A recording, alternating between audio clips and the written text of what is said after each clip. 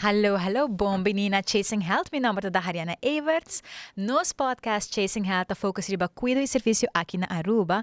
E todo episódio nós tem diferente tema não que nós tem experto e profissional em field que por compartilhar um pouco mais de esaki. Awe, nós tem cara que nós vai hopi biacaba, bom menina back Esther. Dankie. Awe Esther, de nome do Departamento de Saúde Público, dus DVG, maar dat ben pa compartilhar over de SUCU Challenge, right? SUCU Challenge eigenlijk dat ook toma parte vanaf die diabetes, pero a importância de SUCU Challenge durante o full ano é certo lo que nós que bij papi DJ Awe. Nou Esther, kiko eigenlijk de SUCU Challenge. Yes, so let me switch to English if you don't mind. Sigur. So the sugar challenge actually is an idea that we came up with all the dietitians of Aruba. We have a nice working group of different dietitians of all the stakeholders here in Aruba. And we come together every month and then we're just talking and brainstorming about, the sugar intake of all the people here in Aruba and how we can improve that. And then actually we came up with a sugar challenge. Nice. So a couple of months ago, we were starting with that, and then we were thinking, okay, the World Diabetes Day is in November the 14th, so it would be perfect actually to start making it and to launch it. Yeah. So that's how actually we come up with it, and I think it's very nice because we collaborated with 6 different stakeholders. So of course, me from the DVG, we had the Fundación Diabetes Aruba. We had the How was participating as well, IMSAM, Wit-Gele Kruis, Ibiza, and Healthy Lifestyle Center. Mm-hmm. And then everybody had one dietitian, and the sugar challenge was 7 days. And it's also very good to mention, it's not only just, a lot of people think, okay, sugar challenge, I can eat any sugars, but it's really about the sucro agrega, so the added sugars. Because a lot of people also don't know the difference between natural sugars and added sugars. So therefore we thought, we're going to do a challenge, but in the meantime, which it basically is, we want to make sure that people don't eat, kick out sugar or the added sugars for 7 days. Mm-hmm. But also in the meantime, we want to give people the knowledge, know what is natural sugars, what are added sugars, how to read food labels. Mm-hmm. So to also give them a tip and a trick every day in those 7 days. And in the meantime, also to just kick out the added sugars. Okay. Mitakara, at one point you shared with us that a person can change their habit, their taste buds, but it takes you 9 days to do so. Yes. Do you think this is also possible to do it with the sugar, kicking off sugar actually, and the habit of it? Yes, definitely. I started, maybe we can do it 9 or 10 days, because definitely that is what we know from evidence. But we thought, we don't want to start maybe small. Mm-hmm. And a lot of people say, 7 days already quite a long time. So first we thought we'd do it a little bit low-key, and we're going to start with 7 days, 1 week. And maybe for next year, we're already brainstorming about next year if we can make it a little bit bigger maybe. Mm-hmm. But 7 days already will definitely give you some good results as well. Okay. Yeah, with the sugar buds, the taste buds as well. Okay. Yeah. And the main important thing is that you guys are creating the education, the awareness, and promoting this healthy habit actually, but also trying to incorporating this habit when it comes to all of our different year celebrations. Like now we are expecting Christmas, but then we will have carnival season, camping season, and during camping season there's a lot of first communions happening. So we do have a very sweet tooth within the community of the Caribbean in general. But then if a person doesn't know anything about how to get started, what is the very basic tip that you want to share for us about starting this challenge? What is actually the added sugar and what is actually a natural sugar? Yeah, very good question. So basically, the rule number 1, and what I always say, is to try to get rid of the liquid sugars. Okay. So those are the sodas, the energy drinks, but also the juices, and it also includes fresh juices. Oof. I still see a lot of people thinking about, because if it's 100% fresh orange juice, I always make a nice fact and fiction. Now, it doesn't contain as much sugar compared to 1 glass of regular Coca-Cola. And a lot of people think, no, of course not, because it's fresh orange juice. It doesn't contain that much sugar, but actually it does. Because in just 1 glass of fresh orange juice, it contains 7.5 sugar cubes. Okay. And that's exactly the same as in 1 glass of Coca-Cola contains as well. Mm-hmm. Yeah. And what if a person decides to fresh press this juice? Does this also have that amount of sugar in Yes, it? that's exactly the same. Ooh, the big okay. difference is because, because in 1 glass of fresh orange juice, most of the times you put 3 or 4 oranges in there. Mm-hmm. And what happens actually, of course, an orange, is fruit, so it's healthy, right? But the healthy, actually, the really healthy part in the fruit is in het schilletje. And that's exactly if you squeeze the orange, and of course you throw away het schilletje, and that's exactly where all the fibers and all the good vitamins and minerals are in, and that is what you throw away. So what is left is actually a very sugary drink with not too much vitamins anymore in there. It really happens then, just as well as in a glass of Coca-Cola, is that your blood sugar really raises. Your body's going to produce insulin, and if your body needs to do that a lot of different times, first of all, it holds onto our belly fat, and also if your body needs to keep doing that, day in, day out, year in, year out, there's also a direct relation between overweight, but also diabetes. Okay. So therefore, also, the direct link with the National Diabetes Day. Okay. Yeah. So taking consideration like orange being one of the sugar-containing fruits, based on your experience, what you see in the supermarkets commonly in Aruba, which ones are the fruits that you say like, okay, it contains a lot of sugar and people have no idea about it? If you can have like a top 5. Yes. Actually, I just have a top 1. Okay. I always say to people, can, of course, take all the fruits you want, but I always say no grapes. Because grapes are actually kind of high in sugar, and there are hardly any fiber in there. But if you want to eat, please eat them and don't drink them, the fruits. Okay. And it's always very good to combine them with some type of protein, because protein keeps actually your blood sugar more stable compared to while you're only eating the fruit as a snack, for example. I always say if you put it in your cereals or with your healthy pancakes, for example. I'm a Dutchie, so I love my yogurt. I always in the morning put like at least 2 types of fruit in my yogurt, and combining that with some type of protein, your blood sugar stays much more stable, and you still get your fruit in right away. So it doesn't really matter what type of fruit you're eating. Yeah. Okay. And for people that want to combine this, because we have a lot of people doing like green juices, right? So they mix sometimes spinach in it. They put apples, anything green. Yes. Do you think this is a way of still having that sweet taste, but kind of limiting also the sugar content? Yes, definitely. It's very good. I also actually love smoothies. Okay. Now, in a perfect world, we always say it's very good, of course, to eat your vegetables and to eat your fruits. But we live in a day, in a world where everybody is super busy. And it's just sometimes not always feasible to cut everything, to prepare everything. So therefore, also, I love to make smoothies. So I put everything in my blender and in my NutriBullet, and also but then the difference is between like a juice and in a smoothie and also like a green juice is that you put in the whole apple. So you don't put the schilletje, you also put it in there. And so the fibers remain, so you don't throw them away. Okay. And that's with all the different types of fruit, actually.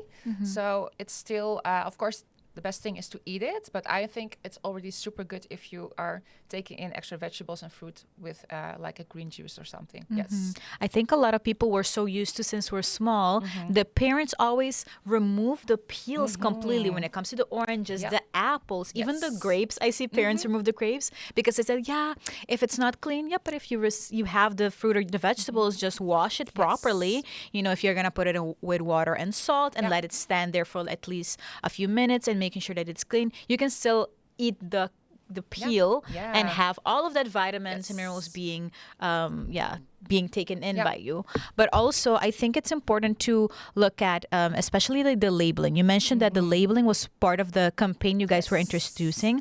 I put attention to the fact that on the first day you guys did the announcement, and then you looked at the labels and then talked about the added sugar.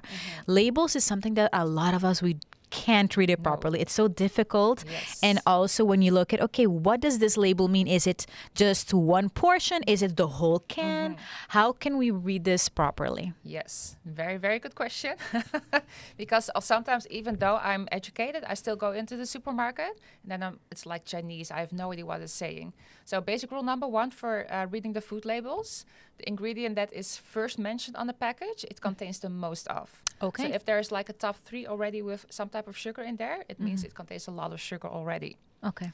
What's also very good to know is that there are 50 to 60 hidden names of sugar. Oh. So it's not only sugar, it's glucose syrup, it's they have the like most crazy names in there. So that's also very good to think about.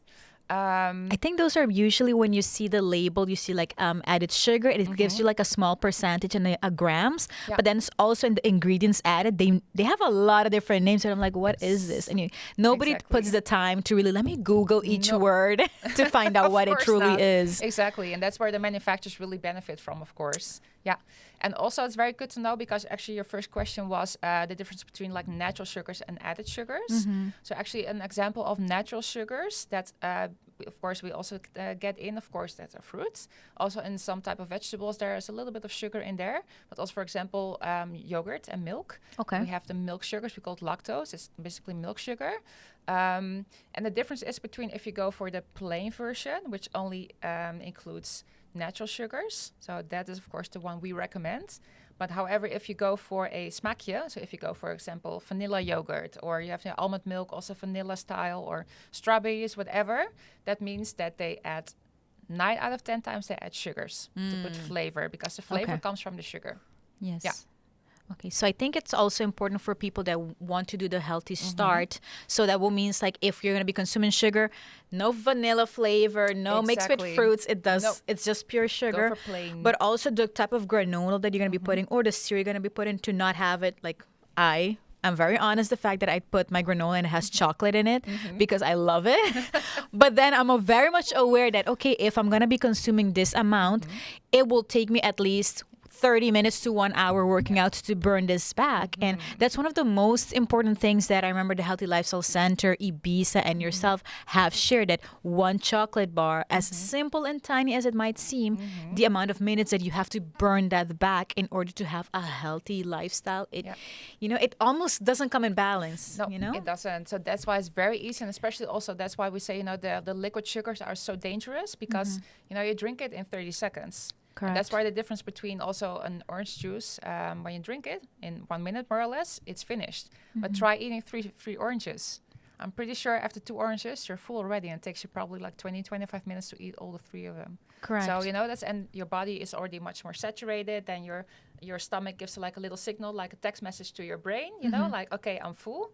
That happens while you chew, and after 20 minutes more or less that happens. But if you drink it, then it's just gone within 1 minute, and you don't feel saturated, you feel like you want something more. So therefore, like the liquid sugars, those are so like dangerous. Yes. What would you recommend for people that do not consider themselves sweet eaters, however, but they do take like Splenda, or they take just a tiny little pastry with their coffee, but they don't consume any sugar out of their knowledge? What is a common mistake that perhaps these people would have? Well, I think there are a lot of hidden fat-making products and a lot of hidden sugars, because basically 80% what products you can buy in the supermarket is unhealthy. And almost all the products that are in pakjes or zakjes, that are manufactured by the manufacturer, they contain salt, sugar, and also some type of saturated unhealthy fat. So a lot of people, for example, if they eat sauces, I hear a lot of people still say, no, I don't eat mayonnaise, but I eat ketchup because it's much healthier. However, in just 1 tablespoon of ketchup, there's a teaspoon of sugar. A lot of people don't know that. Yeah. And that's also in soups. It's in canned foods.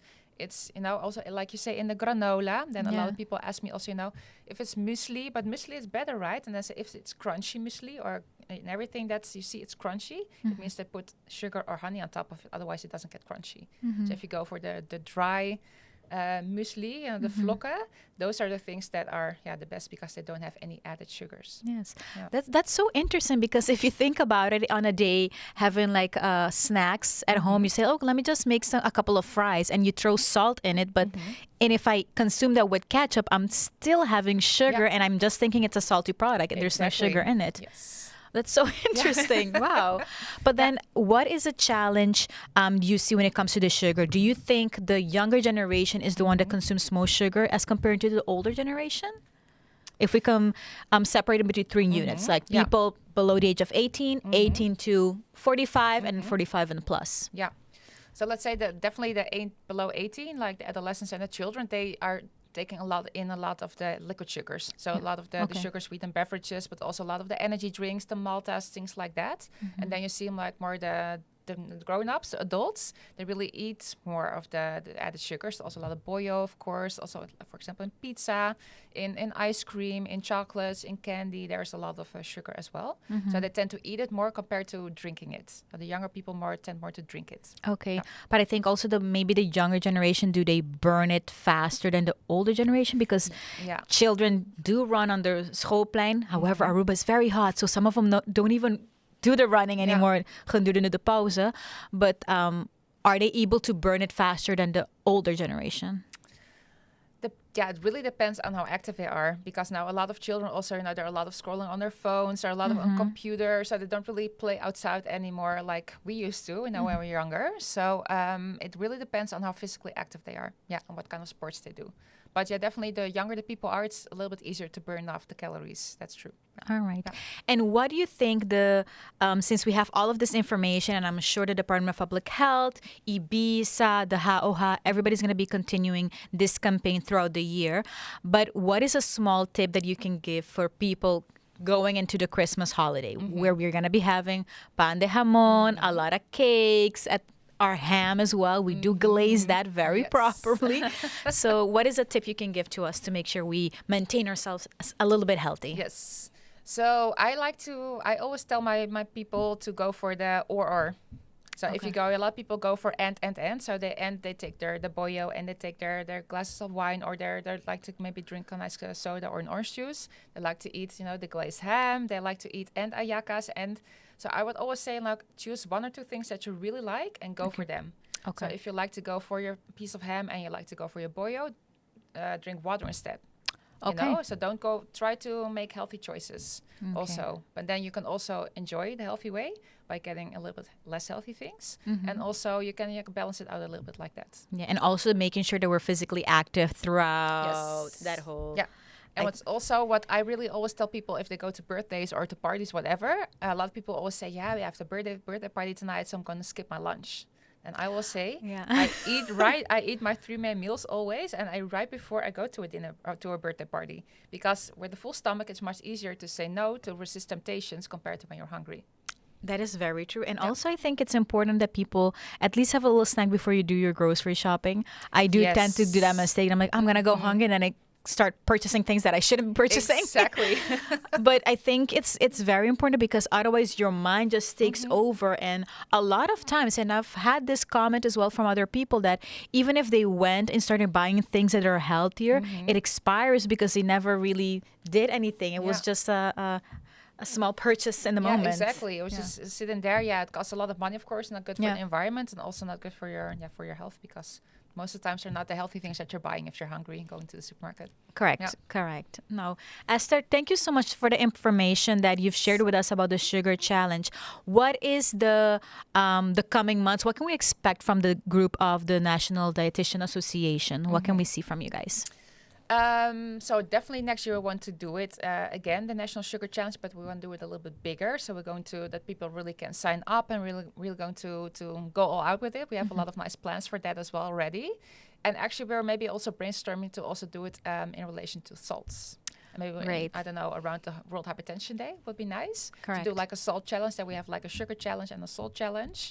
So those are the things that actually we are thinking about planning for next year. Is there opportunity as well that perhaps there will be small workshops for people that perhaps are not very tech savvy, like the older generation? If they're not going to be on their Facebook and looking at this basic information, will you do small workshops that they can have this information and go home with all that knowledge? That would actually be very nice as well. That's actually a very good idea. But first, right now, because we want to make ourselves legal, the dietitian platform, we want to make a Facebook page, maybe a small website as well, so people actually know who we are, what we do, and that really recognize ourselves. So wonderful. Thank you so much, Esther. And for the people that have more questions for Esther, do not hesitate to put it in the comment section or send us a message, and we'll make sure to share it to the whole committee as well.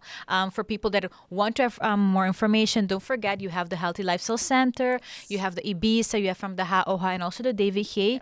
We are able to share this knowledge as well, and make sure that you leave also a phone number or an email where we can contact you. That's something that I think a lot of people, they send a message and we don't know where to call to get them the information. But we truly appreciate the work that this association is going to be doing, and we can't wait to share also your page as soon as it's up and running. Thank you so much. And also for the people who actually did the sugar challenge, please let us know what your experience is, if you have any tips and tricks, and we can improve it and we can take it with us for improving it for next year to make it even better and bigger. And looking forward to the salt campaign as well. Awesome.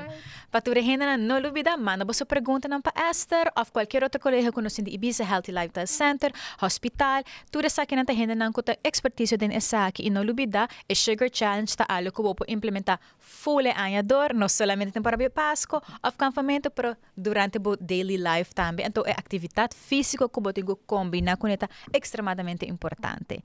Dus, esaki dapat chasing health e nós sa otra siguiente viaja. Feliz noche. Dankie.